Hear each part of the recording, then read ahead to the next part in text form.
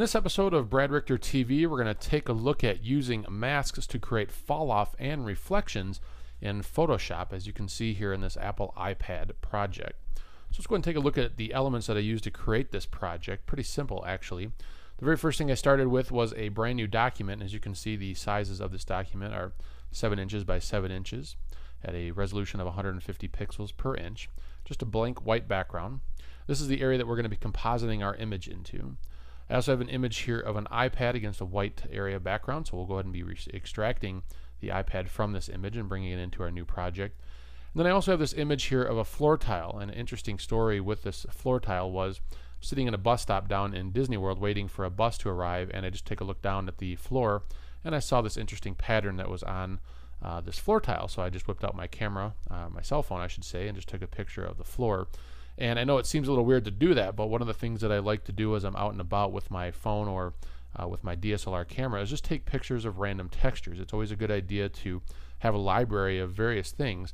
Obviously, when I took this picture of the floor, I had no idea that I'd be using it in this project. But again, having a library of textures allows you to do that kind of stuff and just experiment inside of Photoshop. So we're going to be using this picture of the floor to create a floor that we have here. So what we're seeing down here, this area in blue, is this picture of the floor tile. So in this video, I'm going to show you how to actually make that floor look this color and kind of create this reflection of the iPad. So let's go ahead and get started first by going over to the iPad poster, or the iPad picture I should say here, and let's go ahead and extract the iPad. So I'm going to start off by hitting the shortcut Command A, which is going to select the entire layer, the entire image here. Now obviously I don't want the white, so what I'm going to do is select the magic wand tool by hitting the letter W on the keyboard. And then holding the Option key down allows me to subtract color from this selection. So in this case, I'm going to click anywhere here in the white, which is going to get rid of all the white pixels attached, and it'll actually bring our selection here to the outer edge of the iPad.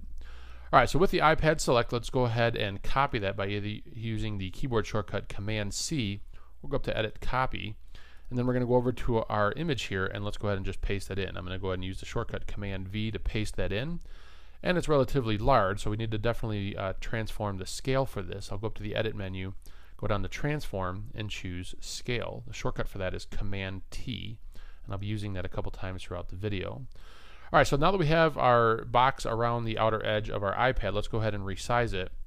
Very important, I'm going to hold the Shift key down while I'm resizing to maintain its proportion.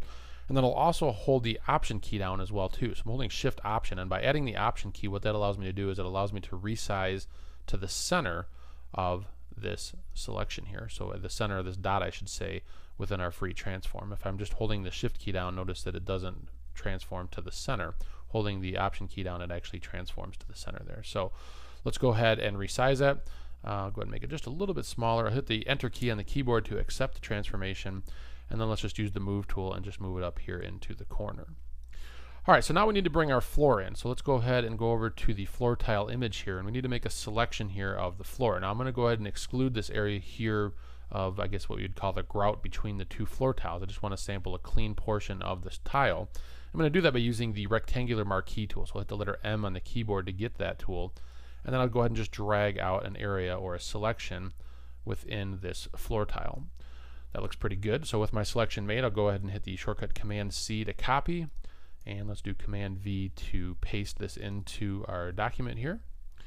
And obviously it's a little bit too small, so let's go ahead and resize that. Again, I'll use keyboard shortcuts. Command and the letter T is a shortcut for transformation, and you can see that the box is around the outer edge here. So let's go ahead and just make this a little bit larger so that it just goes past the edges there. And then if you want, you can also right-click inside here, and I'm going to go ahead and choose this option here called Perspective. And then I'm going to grab one of these bottom corner handles down here, which allows me to basically kind of pull that front edge a little bit more towards the audience, kind of creating that illusion that it's coming forward. All right, let's go ahead and bring this down to the bottom of our document there.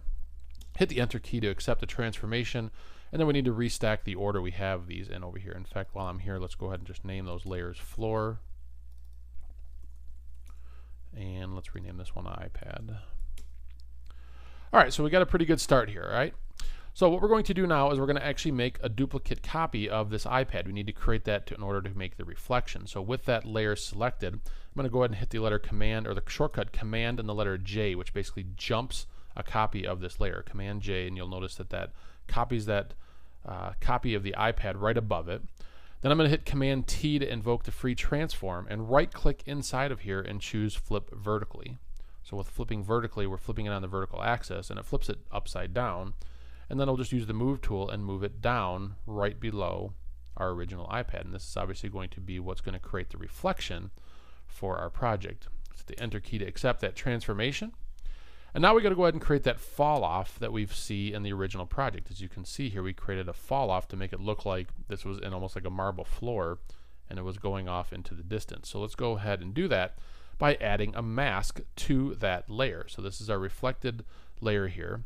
I'll go down to the bottom of our layers panel and add a layer mask.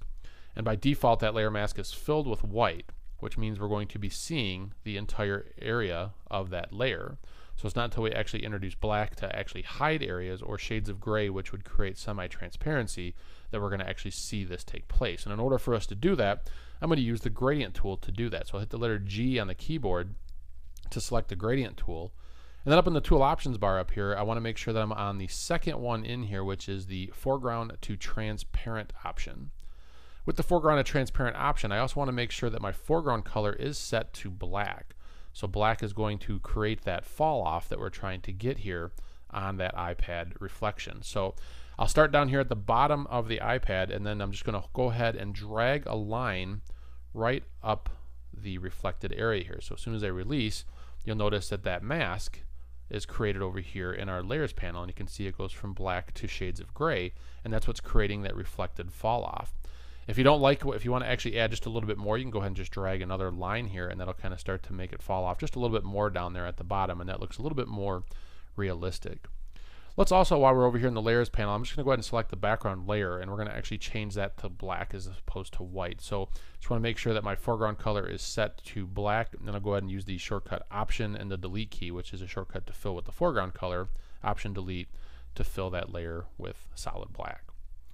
Okay, so now the next thing we want to do is we want to actually change the color of the floor. It doesn't really match the theme that we have going here, and I'd really like to make this more of a blue color that would match our background picture that we have here within our iPad. And so what I'm going to do in order to create that color is highlight the floor layer, and then I'll go down to the bottom of our layers panel and choose the adjustments layer option here.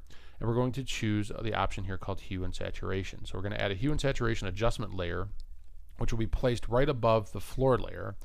And then with that adjustment layer selected, right here in our adjustments panel, I'm going to go ahead and down here and choose the option here called colorize. Now if you're not seeing the adjustment layer, or the adjustment panel I should say, go up to your window menu and just choose adjustments. Alright, so again, with the adjustment panel open, I'm going to choose colorize, and then what that allows me to do is I can adjust this hue slider back and forth to choose along a various selection of colors. So in this case, I want to go ahead and choose something in the blue family here, something that will match a little bit more with that picture, and maybe even drop the saturation down just a touch to make it match just a little bit more. Alright, that looks pretty good. Alright, so now what I'm going to do is go back to the floor layer, and we need to create some fall off, so this almost doesn't look like such a harsh edge against this black background back here. And I'm going to do the same method that we did with our iPad reflection. So what I'm going to do with the floor layer selected is I'm going to add a layer mask. And again, you can see this layer mask is filled with solid white, indicating that we're seeing the entire layer here. And again, what we're going to do is use the gradient tool to create that fall off. So with the layer mask selected and the gradient tool selected, also making sure that I'm on foreground to transparent, as well as using a linear gradient here.